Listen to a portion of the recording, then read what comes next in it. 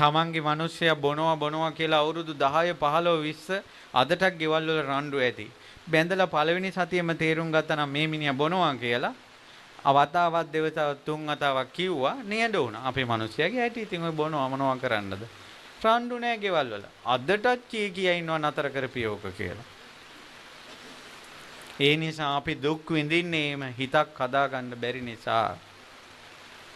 ඒ නිසා බුදුරජාණන් වහන්සේලා සෑම බුදු කෙනෙක්ම දේශනා කරන ධර්මයේ තියෙනවා සබ්බ පාපස් අකරණං කුසලස් උපසම්පදා සචිත්ත පරියෝදපනං ඒතම් බුද්ධාන ශාසනං. පව් නොකිරීම කුසල් කිරීම සිත දමනය කිරීම තමයි බුදු කෙනෙක් දේශනා කරන්නේ. හිතකින් තමයි පින්වතුනි මේ හැම දෙයක්ම කරන්නේ. මේ ඉරහඳ අතුගාපු ඉරිදීන් රහතන් වහන්සේලා හිටියා. ඒ තැනටපත් උනේ හිතක් දියුණු කළා. රහත් උනේ හිතක් දියුණු කරලා. මගපල් ලැබුවේ හිතක් දියුණු කළා. සම්මා සම්බුදු උනේ හිතක් දියුණු කළා. අන්නේ හිත බීලා මත් කරන නිසා තමයි සුරාමේරේ පානේ ගොඩාක් පාපයක් වෙන්නේ. ඇයි අච්චර දියුණු කරන්න පුළුවන් හිතත් පොඩි එකෙක් ගානට පිස්සෙක් ගානට දානවා සුරාව පානය කළා. කිසිම ඇඳගෙන ඉන්න ඇඳුම ගැන කල්පනාවක් නැති වෙන තැනටපත් කරනවා අර සුරාපානය කළා. අර ඉරහඳ අත ගන්න පුළුවන් හිතක්. රහත් වෙන්න පුළුවන් හිතක් අඳගෙන ඉන්න ඇඳුම ගැලවෙන තැනට මේ එයාවපත් කරනවා. සුරාව නිසා. ඒ නිසා සුරාමේරේ පානේ බොහෝ අකුසලයක් වෙනවා. මේ මිනිසුන්ට අතින් පයින් ගහනවට වඩා පින්වතුනි හිතක් රිද්දවන එකේ අකුසල් වැඩි. හිත රිද්දවන්න එපා.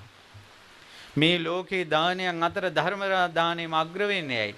පින්වතුනි ඔබ දෙන සියලු සිව්පස චීවර පිණ්ඩපාත සේනාසන ගිලම්පස ඔක්කොම දෙන්නේ ඇඟට.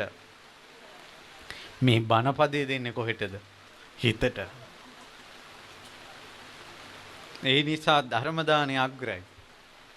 හිතක් සුවපත් කරවනවා. හිතක් ශක්තිමත් කරවනවා. ඔයාලා කැමති නම් ඔය මේ පින රැස් කරගන්න වැටිච්ච මිනිස්සෙකුට දෙන්න හයිය දෙන්න. වැටිච්ච මිනිස්සයා පාගන්න එපා. කෙනෙක්ගේ හිත රිද්දුනාට පස්සේ තව කීව රිද්දන්න එපා ඒ හිත.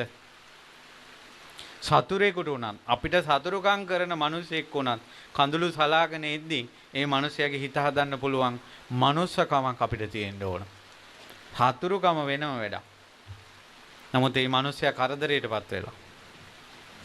කවදාවත් මිනිස්සෙකුට කරදරයක් වුණාම යසයි උන්ට කියලා කියන්න එපා. අපි කවදා අපිට මොනවා වේද? දැන් පහුගිය දවස්වල මම මිනිසුන්ට සාප කරන්න එපා කියලා ධර්ම දේශනා කරගෙන ගියා ලංකාවේ. අනේ එක අම්මා කෙනෙක් කියනවා ඒ අම්මා පුංචි කාලේ සෙල්ලම් කරනකොට පිට්ටනියට එනවලු අල්ලපු ඒ ගමේ අල්ලපු වැටක ඉන්න මේ ගොළු ගෑනු ළමයි. ඉතින් මෙයා කැමැතිම නැල්ලු. ඵලයන් යන්න උඹ ගොළුයි කියලා පන්නනවා. ඉතින් පස්සේ කාලේ මෙයා මේ කසාද බැඳලා දරුවෝ 3 දෙනෙක් ඉපදුනා. 3 දෙනාම ගොළුයි. දැක්කද අපි යම් තැනකට ප්‍රතික්ෂේප කළාද? ඒකම ආවා අපිටම. ඒ නිසා අපිටත් මෙහෙම වුණොත් කියන දැන හිතන්න. ওই ගම් වතුරෙන් මිනිස්සු යට වෙනකොට සංසාරේ හිතන්න අපි කොච්චර යට වෙලා ඇතිද? අපි කොච්චර අසරණ වෙලා ඇතිද? කොච්චර පස් කඳු වලට යට වෙලා ඇතිද? කොච්චර අපේ ඇඟට ගස් කොළන් කඩාගෙන වැටිලා ඇතිද? කණු ගල් අපේ ඔළුවට කඩාගෙන වැටිලා ඇතිද? අනේ මේ සංසාරයෙන් නිදහස් වෙන්නේ කවදාද කියලා කල්පනා